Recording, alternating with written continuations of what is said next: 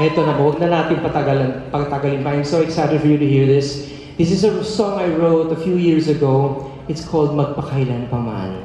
And tonight is the premiere of these two to sing that song. Jamie.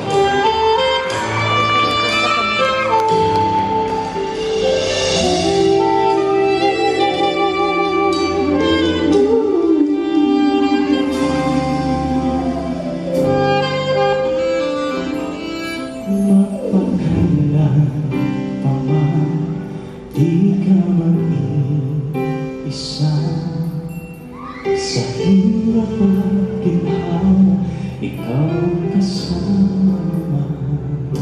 Lahat ng pangarap mo ay iyong matatamo. Sa iyong likuran, ako'y laging narito. Kahit isa sa iyo ay kita.